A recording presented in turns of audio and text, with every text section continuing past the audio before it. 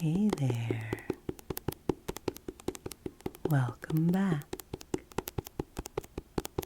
Today we are going to spend some time with some library books. I'm back here again today in my open air studio space. I have the window and the skylight open here in my recording room because it's a beautiful day and I didn't want to be cooped up in here.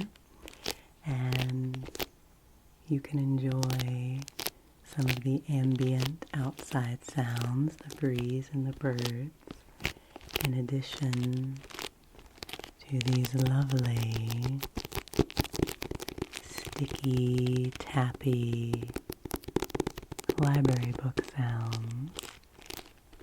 And I still have a bit of my cold that I'm getting over, so I might be a little bit extra deep in my register today. But I wanted to do this video because I need to return a few of these library books I have, and I wanted to share them with you before I return them. So I have a nice little stack here. I have 4 books to show you and tell you about today. 3 of them are hardback and 1 is a paperback. And so I'm not going to go into super in-depth reviews on any of these books. I'm just going to give you a little overview of them, and we'll enjoy the book sounds. And I do have a lot of book content on my channel. I have library book reviews and a lot of read-alouds, some shorter form read-alouds, and then me reading the whole book of Anne of Green Gables in installments.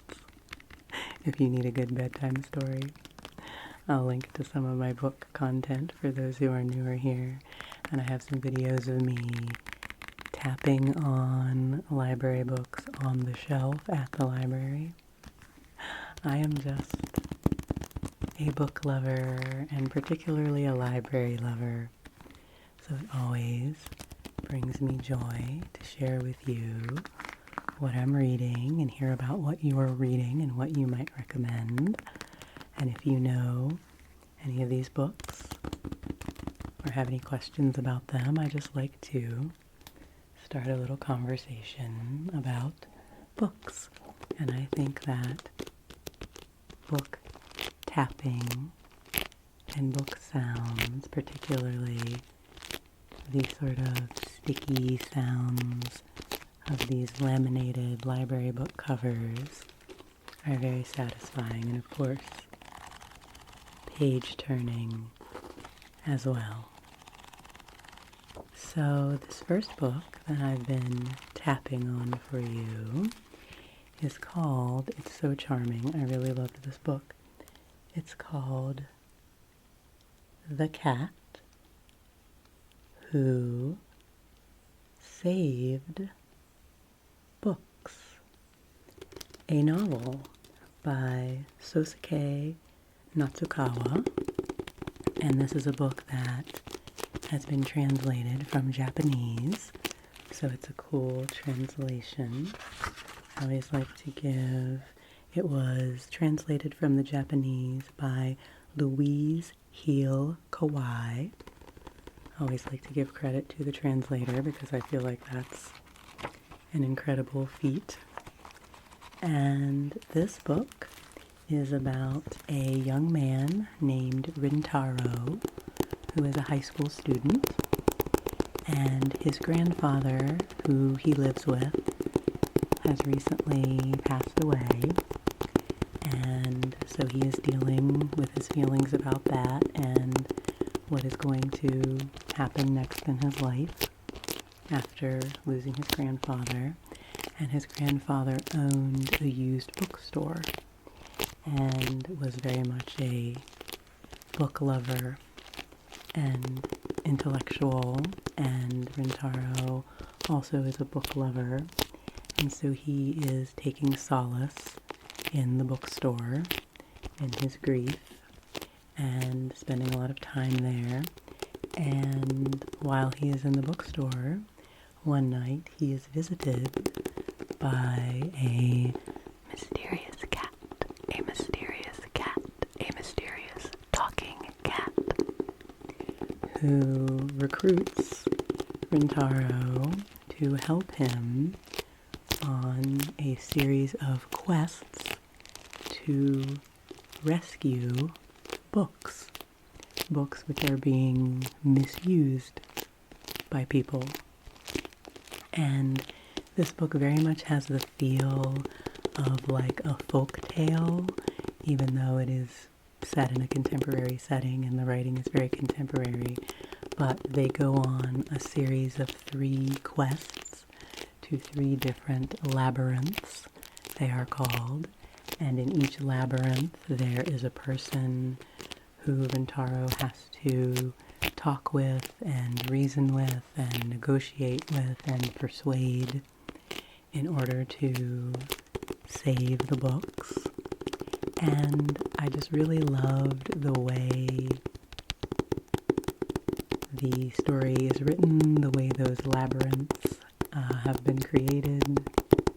And one of Rintaro's classmates ends up becoming involved and going on some of these adventures with him. And the cat is a very charming character. And as you might imagine, through the experiences of saving these books and going on these missions, Rintaro gains confidence and gets to know himself better and relies on the wisdom of his grandfather that his grandfather had given him over the years about books and about what we learn from books and why books are valuable. And it was just a really, really charming story. As you can see, it's not very long. It's not a thick book. It was a pretty quick read. And if you are a person who loves books, if you like fanciful folk story type tales, if you like cats, I just think this is a really charming book, and it has a really uplifting feel to it. It has a really uplifting kind of message and theme about the value of reading and the value of books in our society and to us as humans, and how we connect to each other through books. And I found it very enjoyable. And I will tell you that lately my method for choosing books at the library has been to completely skip reading the inner flap or the back or anything like that. I've just been choosing books based on the cover and the title and the vibe that I get from them, because I think that's the amazing thing about the library, is you can check a book out, check it out, literally, and if you're not into it, if it's not what you expected or you don't like it, you can always just stop and return it. You're not out anything, the miracle of the library. And so I've gotten very intuitive in selecting my books recently, because if you've watched any of my other book review or library book hauls, you might know that I get frustrated with the summaries and descriptions of books that are on the inner flaps, because I find they are often, frankly, inaccurate and misleading as far as what the actual plot of the story is. I feel like sometimes they try to like wrap it up and give like a cool teaser about it, but that isn't always really true to what the story is actually about. I don't know. So I've kind of given up on those, and then I read them afterwards and say, see, that's not really how that went. That's not really what that was about. So this was a book I chose solely because of this beautiful cover. I'll actually open it up so you can see the full front and the back cover, how the cat is going from the back to the front and is walking through some books. And I would highly recommend this one. I really enjoyed it, and I was glad that I chose it from the library. So, The Cat Who Saved Books by Sosuke Natsukawa. Highly recommend. So that is our first book for today. The second book is one that I so enjoyed reading. Again, I saw this on the shelf and I thought, oh my gosh, The Giver. The Giver is by Lois Lowry, and it won the Newbery Medal. It is a young adult novel, as is The Cat Who Saved Books. I guess these days any book whose protagonist is a young person, is a teenager, or a young person is considered a young adult book. But as an adult, I enjoy reading stories with those kinds of protagonists. So if you've ever shied away from young adult books because you are not a young adult, I would encourage you to dive into that genre because there's a lot of good stuff to be had there. Good things currently coming out and sort of classics like this. The Giver came out in 1993 and I read it then when I was 14 and I loved it. I think it was my first ever dystopian novel, which is something that I am a fan of. I'm a big Margaret Atwood fan, that sort of thing. And The Giver is about a young man named Jonas who lives in a community which, as you first get to know it, seems to be quite a utopian community. And then as you go through the book, you kind of discover what this community has given up and what it has lost in order to have sort of a standardized, safe experience for everyone, where everyone is sort of the same and everything is fair and everything is regulated.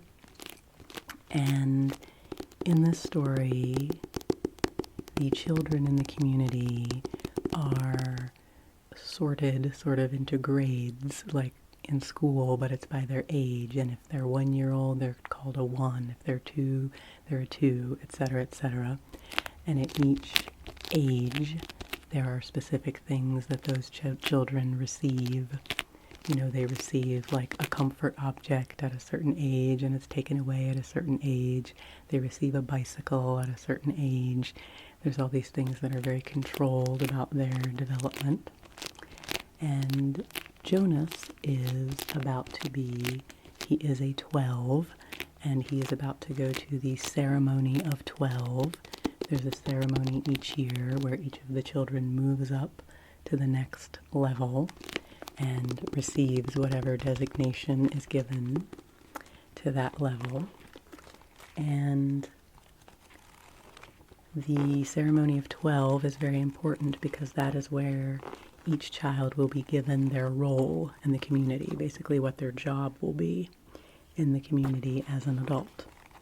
And so Caleb is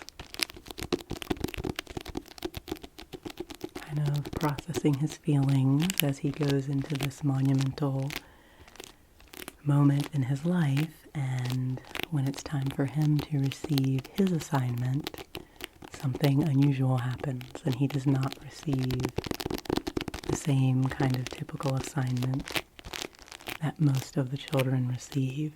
He receives the special assignment of becoming the new receiver of memory, which means he will be designated with holding all the memories of what life was like before they were in this community.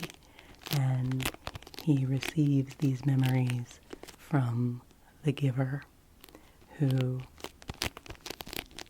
is an older gentleman who has been holding these memories for the community for many years, and it's now time to pass them on to someone new. And Jonas has that role of becoming the new receiver and receiving this knowledge from the giver. And it's just really powerful. I hope I didn't reveal too much by telling you all of that, but it's really a wonderful book. And so as Jonas learns about what the society he is living in has sacrificed as far as human experience and human emotion and depth of feeling and sensory experience in order to have this utopia that they have, and he discovers some of the more dark, sinister things behind what has to happen for this society to function in the way that it does. He has to come to grips with that and determine what his path will be and what he will do with this knowledge.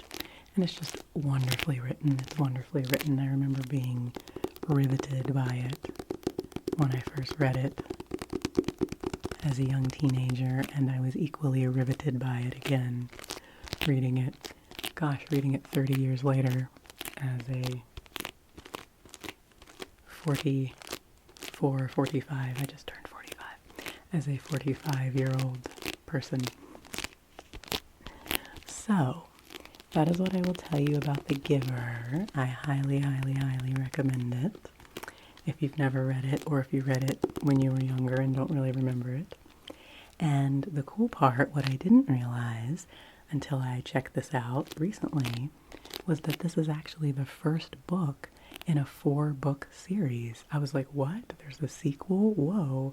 Because the second book didn't come out until 2000, and then the other 2 came out after that, and so somehow it just wasn't on my radar. I was older and I didn't realize that those books had come out, and they all have different protagonists. It's not the same main character in each book, but they're all set in this time, in this world that is set forth in this book, but in kind of different communities within this world and different settings, as I understand it. So I haven't read the others, so I have the second one requested on Interlibrary Loan right now. It's called The Gathering Blue, and so I'm really excited to read it and then read the other 2 in the series, because this one does sort of end, not exactly a cliffhanger, but it ends with you not exactly knowing what's going to happen next.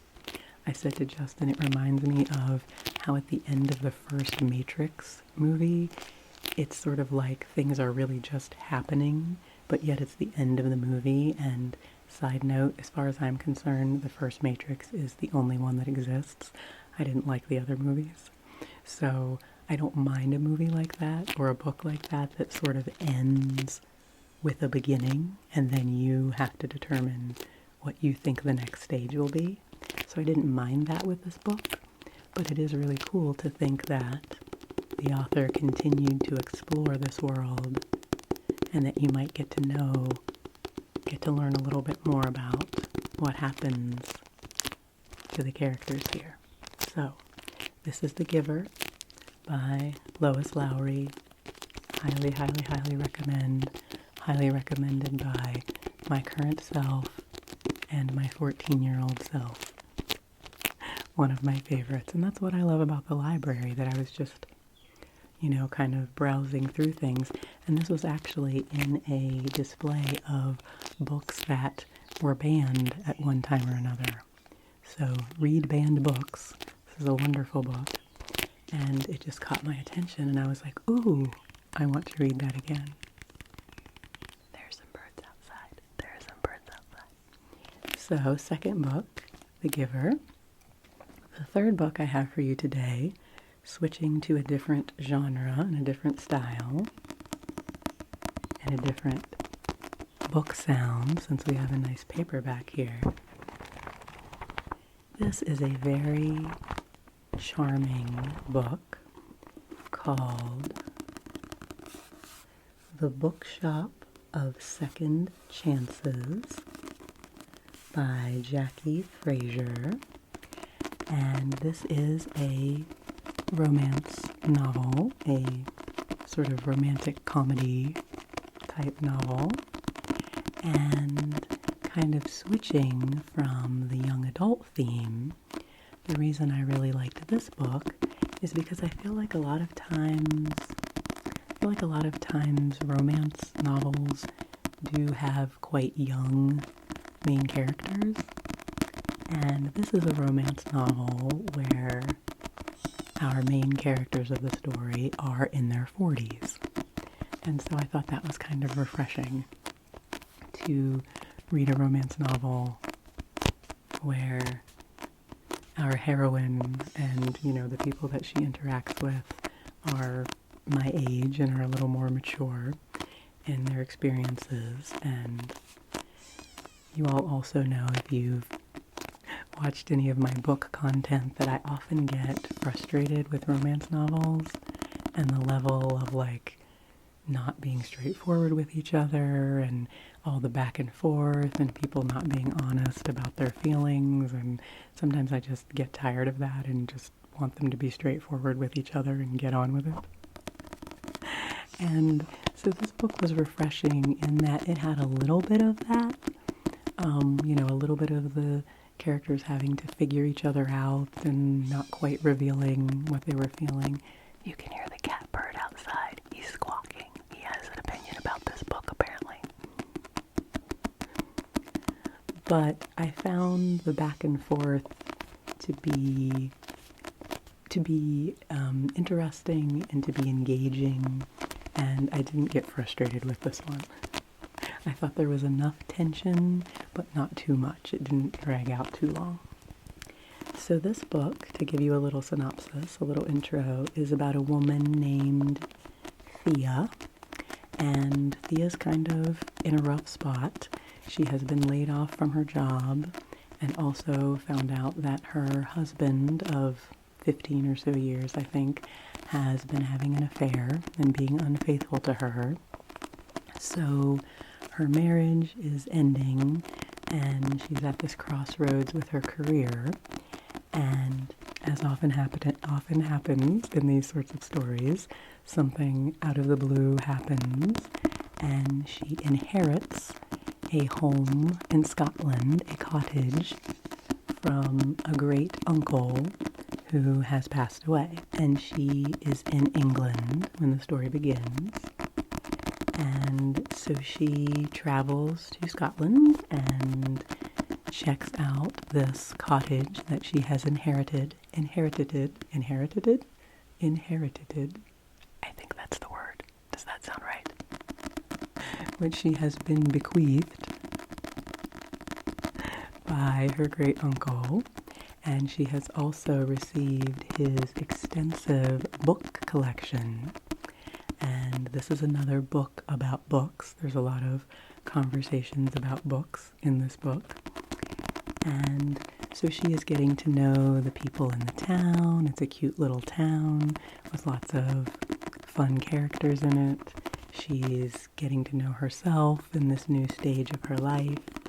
And of course, she meets an interesting man named Edward, who is the owner of a bookshop in the town, and she starts out by talking with him about the value of these books that she has received and possibly selling him some of the books, etc., etc. And he is from the aristocracy, but has given up his title and moved away from that part of his life. He's an interesting character.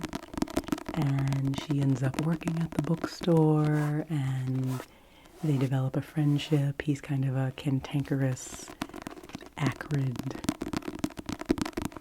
guy. One of those cranky people who ends up having a heart of gold type situations. And they develop a friendship, and of course, as happens in these kinds of stories, end up developing a romantic connection. And I will tell you the other thing I really liked about this book, in addition to the age and the character of the characters, and there's a lot of good humor in it. It's very funny. It's not too heavy or anything like this. This is definitely a good, like, you know, beach read, summer read, that kind of a thing.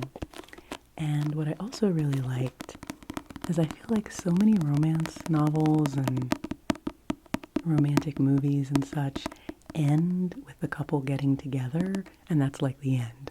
You know, they finally kiss, or they finally admit how they really feel about each other, and that's it, story over. And what I liked about this book was that when they get together, and I don't think I'm giving anything away by telling you that, because it wouldn't be much of a romance novel if nobody got together, but once they get together, you've still got a good, probably fourth of the book still yet to go, and the book actually goes on with the story and addresses some of the challenges that they have in the early days of their relationship, and as they're getting together and both navigating what it means to be in this relationship and their personalities and things like that. And I just found that part really, really refreshing. And I was glad because I really liked the characters, and I was glad to go a little deeper with them into that part of the relationship. And so I will say, like many books I read, there were a few tendrils of the plot that I thought she could have spent more time on, that I would like to have seen more developed, and a few tendrils of the plot that I thought maybe she spent too much time on and could have been, I don't know,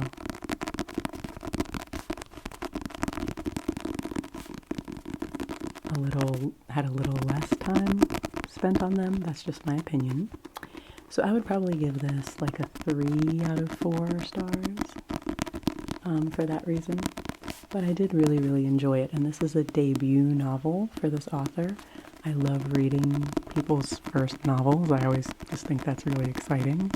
And I definitely would read another novel of hers if she continues to publish them. So the bookshop. Can you hear my wind chimes? Can you hear my wind chimes on the porch down below? The Bookshop of Second Chances. I didn't really give this a fair tracing, did I? The Bookshop of Second Chances. And if you are, again, a book lover, and if you're looking for a light-hearted romance with a lot of good book references and a lot of good UK humor and language in it, I just, love the language that they use, and a lot of drinking tea, etc., etc. I enjoyed this one a lot. And I would also say I read this book in little chunks. Sometimes I get really riveted in a book and I read it in big swaths, or, I read it in large sections of time. I had a lot going on when I was reading this book, so it was one that I could really pick up and just read a few pages and then put it down and then pick it up again later, and it flowed really well, and the plot was easy enough to stick with that this would be one to like have in your bag or something when you can only read a few pages at a time, and that would work well. Or it would be one to, sit with in a hammock and just fly through the whole thing, because it is a nice, fun, flowy read. So, I liked this one as well. I have all ones that I liked for you today, which is cool. So, this last one is a book I have not finished yet. I am only about, let me see. I should actually look. How many sections does it have? I've only read the first section. Haven't done much page turning here, so I'll turn the page for you. Oh, does it not have a table of contents? Interesting. It has parts, but it doesn't have a table of contents. Well, I have read the first part. I don't have my bookmark in here because I had come... Okay, I've read 100 pages of 400 pages, so I'm just about a quarter of the way through this book, which is called The Last True Poets of the Sea by Julia Drake. And this is another book that is a debut novel by the author, and another book, this was the same with the Bookshop of Second Chances, that I just thought this was a beautiful cover, thought this was an intriguing title. It is a YA novel, and it also has this LGBTQ plus sticker on it. And it was in kind of a display of Pride Month books, and I just thought it looked cool, so I decided to pick it up. And once again, I didn't read the inner flap or anything. I just said, let's try this one. And so far, I'm really into it. It's about a young woman named Violet. She is 16, and she has a younger brother who has some mental health issues, and Violet and her family live in New York City, and she's kind of going through a wild child phase herself of going out and partying, and this is the stage she's been in before this novel begins, of kind of partying and losing herself in that lifestyle, and she knows it isn't really who she wants to be, but that's where she is.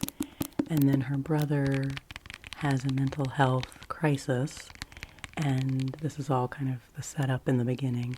And as a result of that, he is in a mental health facility in Vermont, and her parents are tending to what's going on with him, and so she is going for the summer to stay with her uncle in a little tiny town on the coast of Maine, where her mother grew up, to kind of be looked after, and her parents hope that this will be a quieter setting for her than New York City so that she can chill out and calm down a little bit in her behaviors. And she's just a really cool character so far. I really like the way she is written. She gets a part-time job at this little small-time aquarium in the town, and so she meets some other young people through that, and those relationships are just beginning to develop in the story. And the other sort of element to it is that her great-great-great-grandmother was the sole survivor of a shipwreck off the coast of Maine, and is one of the founding people in this town, one of the people who sort of founded the town that she is staying in. So her family has quite a history in this place where she is. So the story is about her exploring her family history, and there's a lot of metaphorical themes about shipwrecks and shipwrecks in our own lives. And I'm kind of not sure what turn the plot is going to take, if they're going to be like looking to learn more about the shipwreck, or what's going to happen in some of her relationships. It's interesting. So I don't have a complete final review for you yet on this one, but I am enjoying it.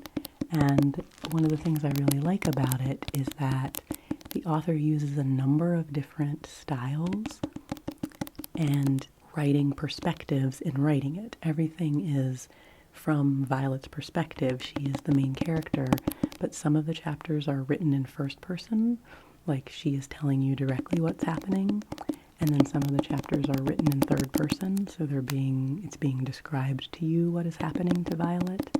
And then there's some other sections that are in even different forms, like there's a conversation between Violet and her mother on the phone, which is written kind of like a play, written like the script of a play with their names and what they say, and then little notes about the conversation like you would have in a script. And Violet is someone who loves the theater and is a singer, but has kind of let that part of her fall to the wayside. So that also is coming in thematically, and I'm really enjoying it. So if you have read this book, don't give away the ending to me, but let me know what you think, and perhaps in my next book review, library book haul, I will let you know what I thought of it, if I can remember. So, let me see, I think I'll go back to my paperback, since this is a little bit of a different kind of sound, as I sign off. Thank you for hanging out with me. I love sharing books and book sounds with you. Please let me know what you've been reading, and if you have any summer reading recommendations for me. Thank you for spending this time with me. I'm always very grateful to you for being here. So take good care of yourself, rest well, and I will see you